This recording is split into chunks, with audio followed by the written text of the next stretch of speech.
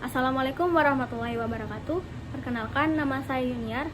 Saya mahasiswi dari Politeknik Setialan, Makassar.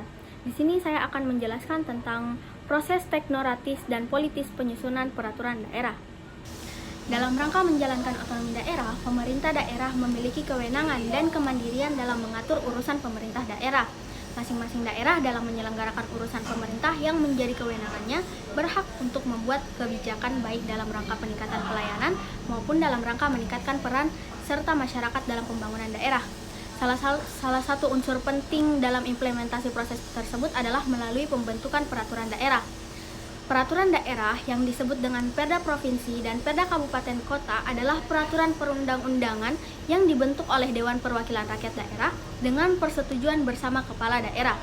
Jenis peraturan daerah termasuk ke dalam jenis dan hierarki peraturan perundang-undangan yang termuat dalam Undang-Undang Nomor 12 Tahun 2011 tentang pembentukan peraturan perundang-undangan. Masuk ke agenda selanjutnya yaitu aspek pembentukan peraturan daerah, yaitu yang pertama aspek kewenangan. Kewenangan pembentukan peraturan daerah berada pada kepala daerah dan Dewan Perwakilan Rakyat Daerah.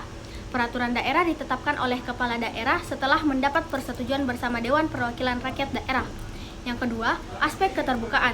Pemberian kesempatan kepada masyarakat baik dari unsur akademisi, praktisi maupun dari unsur masyarakat terkait lainnya untuk berpartisipasi baik dalam proses perencanaan, persiapan dalam pembahasan Raperda dengan cara memberikan kesempatan untuk memberikan masukan atau saran pertimbangan secara lisan atau tertulis. Yang ketiga, aspek pengawasan. Dalam pembentukan peraturan daerah dilakukan pengawasan baik berupa pengawasan preventif terhadap Raperda maupun pengawasan representatif dalam peraturan daerah. Selanjutnya, dalam pembuatan peraturan daerah juga harus memperhatikan 7 asas, yaitu yang pertama kejelasan tujuan, bahwa setiap pembentukan peraturan perundang-undangan harus mempunyai tujuan yang jelas yang hendak dicapai. Yang kedua, kelembagaan atau organ pembentuk yang tepat, artinya bahwa setiap jenis peraturan perundang-undangan harus dibuat oleh lembaga negara atau pejabat pembentuk peraturan perundang-undangan yang berwenang. Peraturan perundang-undangan tersebut dapat dibatalkan atau batal demi hukum apabila terdapat dibuat oleh lembaga negara atau pejabat yang tidak berwenang. Yang ketiga, kesesuaian antara jenis, hierarki, dan materi muatan. Artinya bahwa dalam pembentukan peraturan perundang-undangan harus benar-benar memperhatikan materi muatan yang tepat sesuai dengan jenis dan hierarki peraturan perundang-undangan. Yang keempat, dapat dilaksanakan. Artinya bahwa setiap pembentukan peraturan perundang-undangan harus memperhitungkan efektivitas peraturan perundang-undangan tersebut di dalam masyarakat, baik secara filosofis, sosiologis, maupun yuridis. Yang kelima, kedayagunaan dan kehasilgunaan. Artinya bahwa setiap peraturan perundang-undangan dibuat karena memang benar-benar dibutuhkan dan benar-benar bermanfaat dalam mengatur kehidupan masyarakat. Yang keenam, kejelasan rumusan. Artinya bahwa setiap perundang-undangan harus memenuhi persyaratan teknis penyusunan peraturan perundang-undangan, sistematika, pilihan kata atau istilah agar mudah dimengerti sehingga tidak menimbulkan berbagai macam interpretensi dalam pelaksanaannya. Yang ketujuh, keterbukaan.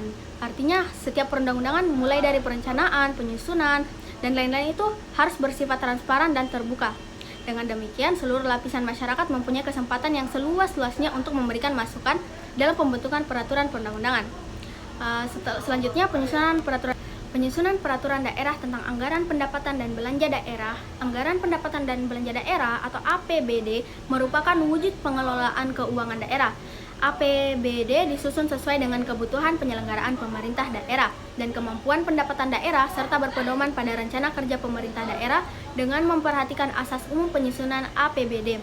Tahapan penyusunan Perda APBD dimulai dari kegiatan penyiapan Raperda APBD, yaitu penyusunan rencana kerja pemerintah daerah, penyusunan kebijakan umum APBD, penyusunan prioritas dan plafon anggaran, terus penyusunan rencana kerja dan anggaran satuan kerja perangkat daerah. Yang kedua, sosialisasi Raperda APBD, yang dimana disusun oleh PPKD, disampaikan kepada kepala daerah dan disosialisasikan kepada masyarakat sebelum disampaikan kepada DPRD. Sosialisasi Raperda APBD bersifat memberikan informasi mengenai hak dan kewajiban pemerintah daerah serta masyarakat dalam pelaksanaan APBD tahun anggaran yang direncanakan. Yang ketiga, penyampaian Raperda APBD. Kepala daerah menyampaikan Raperda APBD beserta lampirannya kepada DPRD. Yang keempat, pembahasan Raperda. BPD pembahasan Raperda APBD untuk mendapat persetujuan bersama DPRD dan kepala daerah dilakukan dengan berpedoman pada KUA dan PPA yang telah disepakati bersama antara DPRD dan pemerintah daerah. Yang kelima, pengambilan keputusan bersama terhadap Raperda APBD. Pengambilan keputusan terhadap Raperda APBD ini dilakukan paling lama 1 bulan sebelum tahun anggaran yang bersangkutan dilaksanakan. Yang keenam, evaluasi dan penetapan Raperda APBD. Prosedur evaluasi dan penetapan APBD Provinsi. Yang pertama, Raperda APBD Provinsi yang telah disetujui bersama DPRD dan dirancang Peraturan Gubernur tentang penjabaran APBD sebelum ditetapkan oleh Gubernur paling lambat 3 hari disampaikan kepada Menteri Dalam Negeri untuk dievaluasi. Yang kedua, Menteri Dalam Negeri melakukan evaluasi atas Raperda APBD yang dirancang tadi untuk tercapainya keserasian antara kebijakan daerah dan kebijakan nasional. Terus yang ketiga, apabila Menteri Dalam Negeri menyatakan bahwa hasil evaluasi atas Raperda APBD sudah sesuai dengan kepentingan umum dan peraturan perundang-undangan yang lebih tinggi, maka Gubernur menetapkan Raperda yang dimaksud menjadi Perda dan rancangan pengaturan Gubernur tentang penjabaran APBD menjadi Peraturan Gubernur. Yang keempat, dalam hal Menteri Dalam Negeri menyatakan bahwa hasil evaluasi atas Perda APBD bertentangan dengan kepentingan umum dan peraturan perundang-undangan yang lebih tinggi, Gubernur bersama DPRD melakukan penyempurnaan paling lama 7 hari kerja hitung sejak diterimanya hasil evaluasi.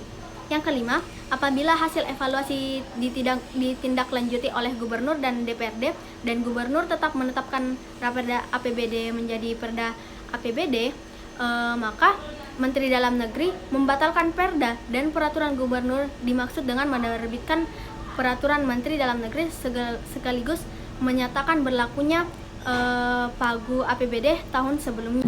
Baik, mungkin itu saja yang dapat saya jelaskan. Kurang dan lebihnya mohon dimaafkan.